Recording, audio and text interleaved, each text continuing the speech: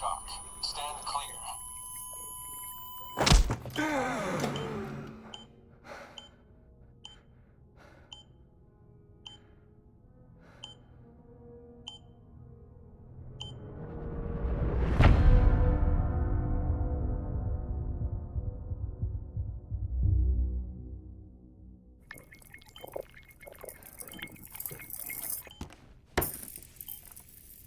Well, you certainly caught me with my pants down. Glad you could make it, Sam. I'm sorry. I didn't mean to alarm you, but I am what I am. Ah, please lay her down there.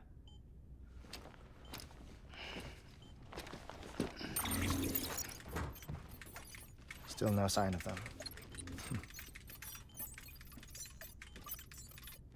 You know your heart stops beating.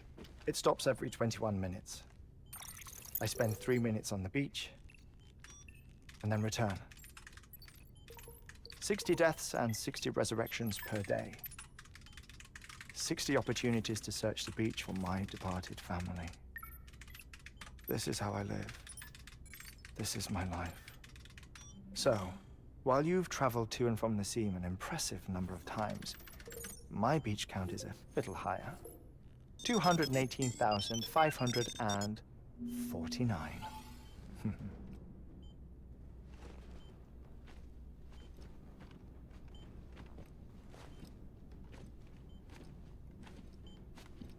I see myself in that crater. My wife and my child. It's like looking at the shape of my heart. The doctors called it myocardial cordiformia. Mine is an especially unusual case. I have pictures. Care to see Heartman's heart-shaped heart? No, you really should. It doesn't run in the family. You know, I never came to terms with their loss.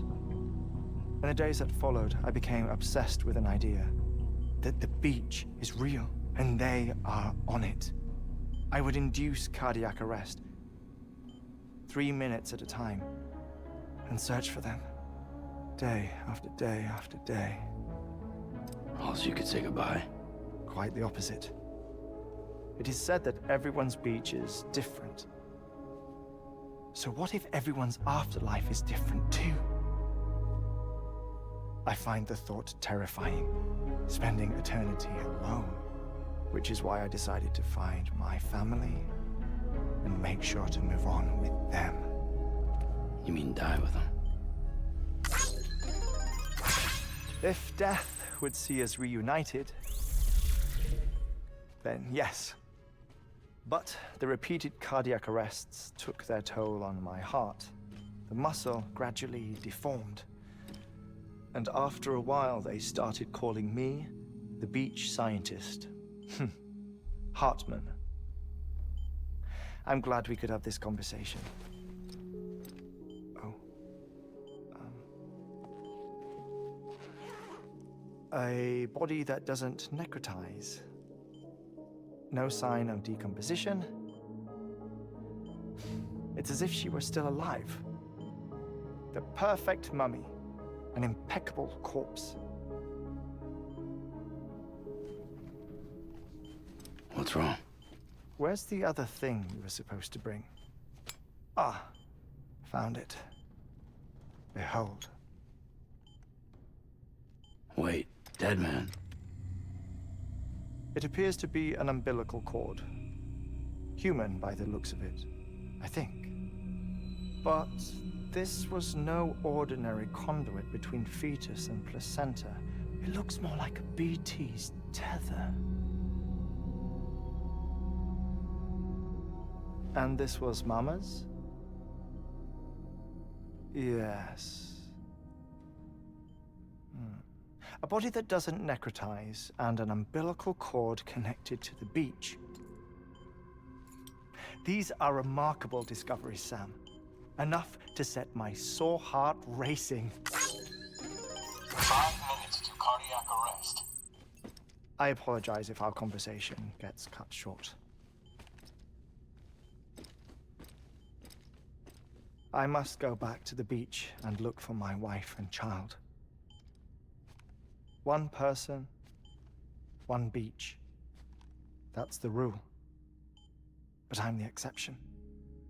My beach is connected to others, as if it were the beneficiary of a coronary bypass. Maybe this twisted heart of mine made it possible. All I know is that I will find them. Even if my every visit raises new questions. I'll have my answers one day. One day. 3 minutes to cardiac arrest. The battlefields. The endless wars you found yourself trapped in.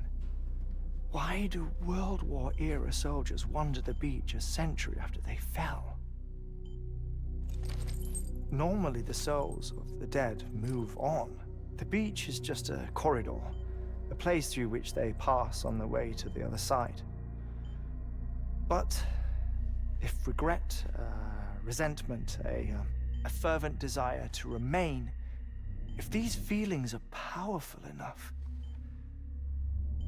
they may give rise to an altogether different beach, a collective purgatory for an army of the damned.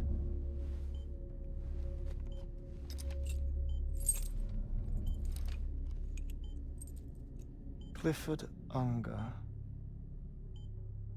His misery and hatred, combined with your BB acting as some sort of catalyst, have brought these battlefields to our world. 2 minutes to cardiac arrest. Please proceed to a safe location. It's just a theory. You think Higgs is pulling the strings? Pulling all their strings? Ensure you are in a stable position. I don't know. But evidence does suggest that Higgs brought them here.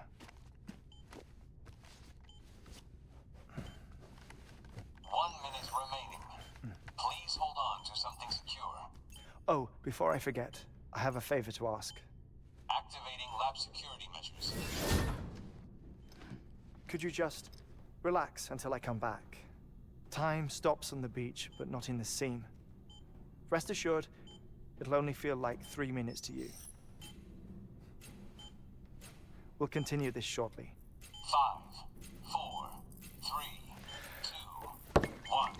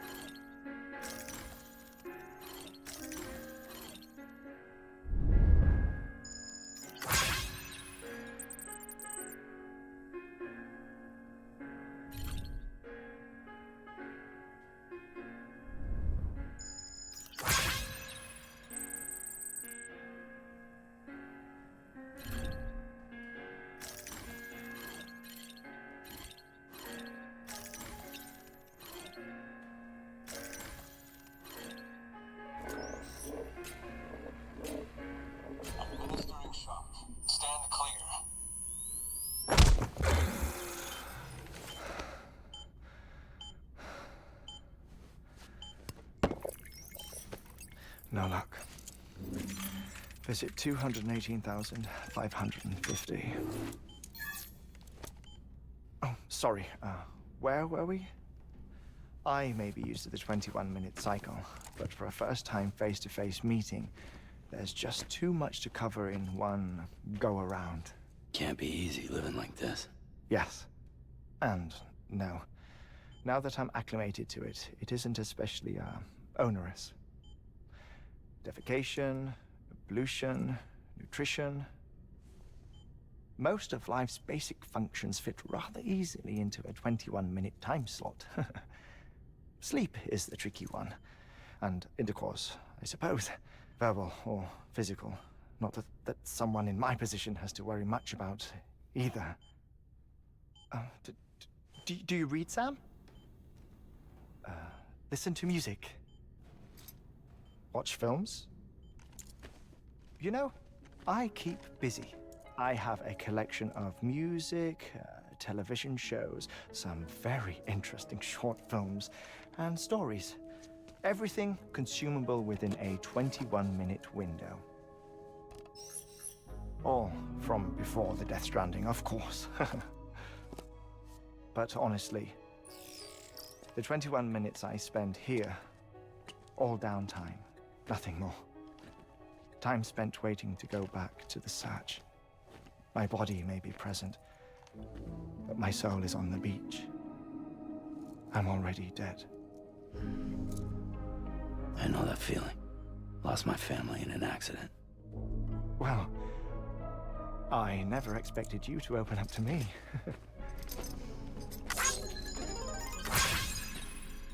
As it happens, I've read about your circumstances. I lost my family in an accident, too.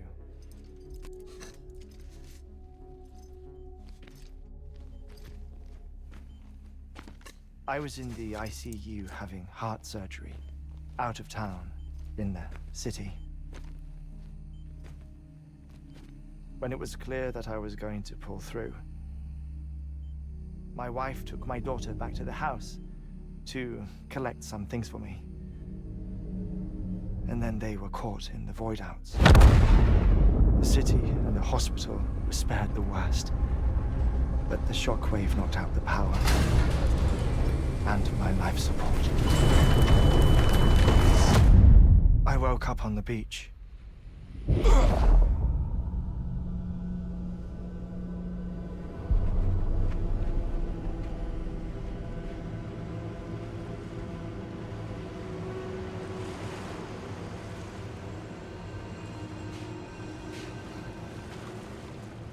The people who died in the two voidouts were there.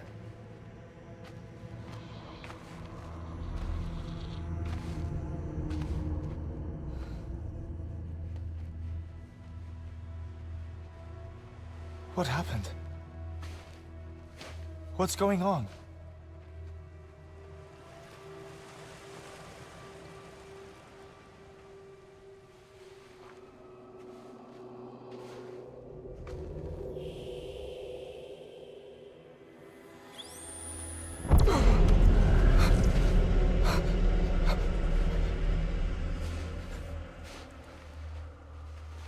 I saw my wife and my daughter in the procession.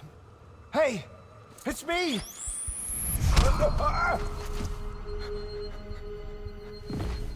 Where are you going? Wait! Don't leave without me! No! Don't go! Please, don't go!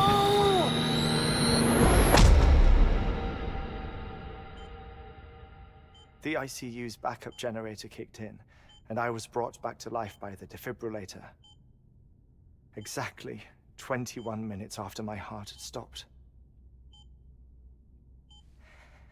And that was the last time I saw my family. It's my damned heart's fault that we were torn apart, but it's also the reason I'll see them again someday. It defines me. I am Heartman.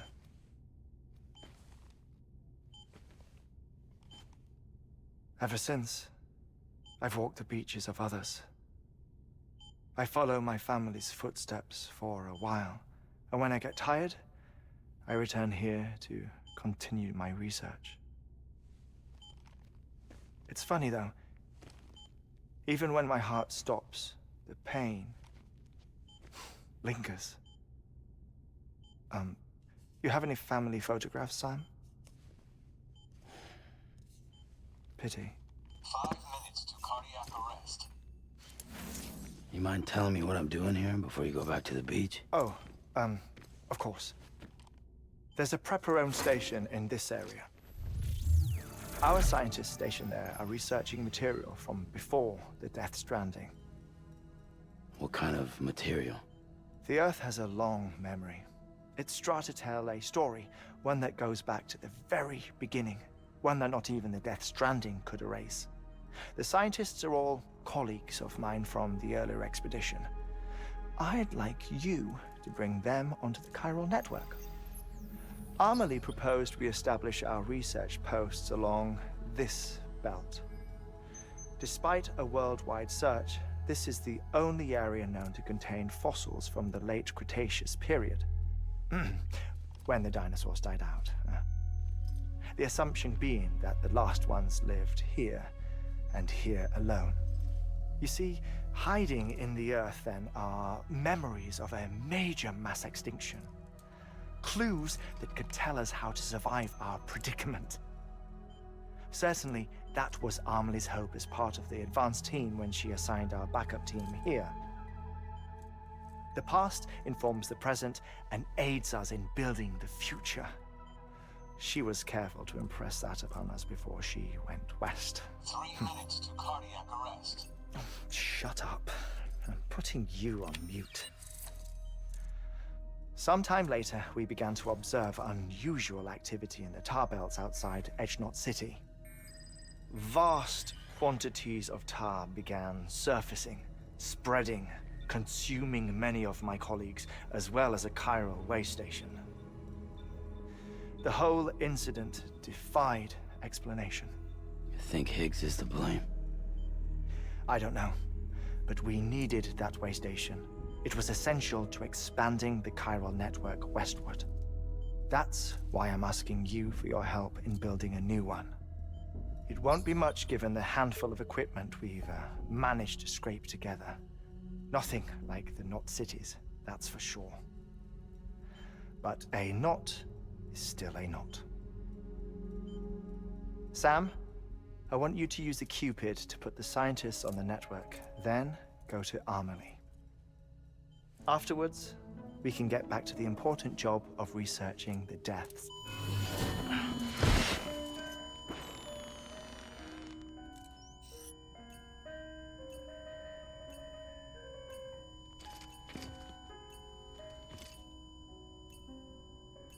Don't worry about him, Sam. The air mat floor absorbs the impact. I'll unlock the door for you.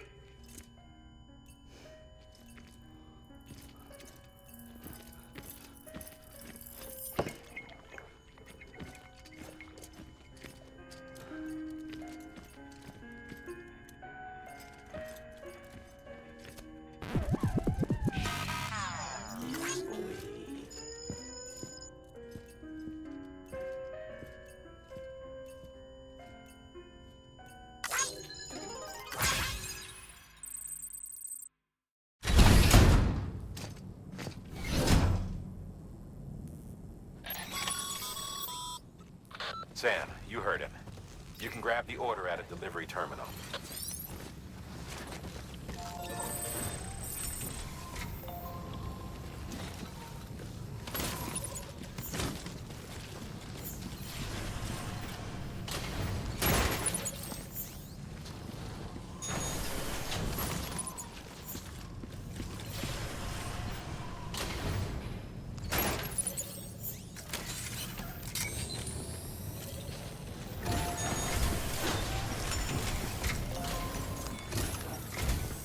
Our ultimate objective in this region is to build a replacement for a way station that was lost to the tar. The first step is to put a shelter with our scientists on the chiral network. Now, we don't know the first thing about Amelie's status or what Higgs is up to. That's a concern for us as much as you. But we won't know more until we get to Edge Knot City. And that means connecting this region first. You should start with the geologist and the paleontologist. The latter's holding something for the Evo biologist, so I recommend you save her for last. That way, you can finish a delivery and link up the final site in one go. Once all three are on the grid, come back here. Then we can get to work on the replacement for that lost way station.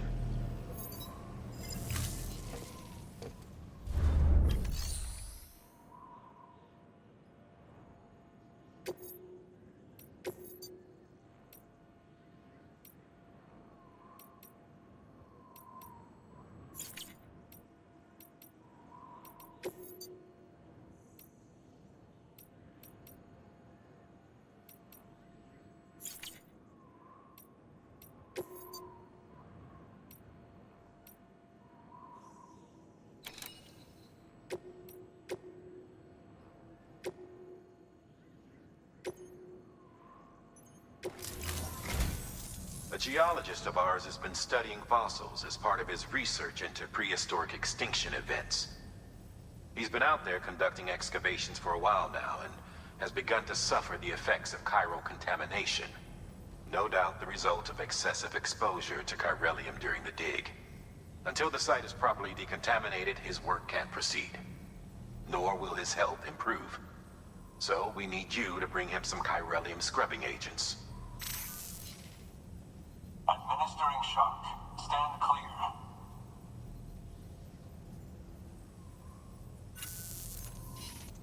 The stratum the team was investigating dates from the end of the Cretaceous period, the time of the infamous mass extinction, which brought the reign of the dinosaurs to a close, leaving small mammals to inherit the Earth. It's the most recent of the Big Five, and one of the largest mass extinctions the world has ever seen.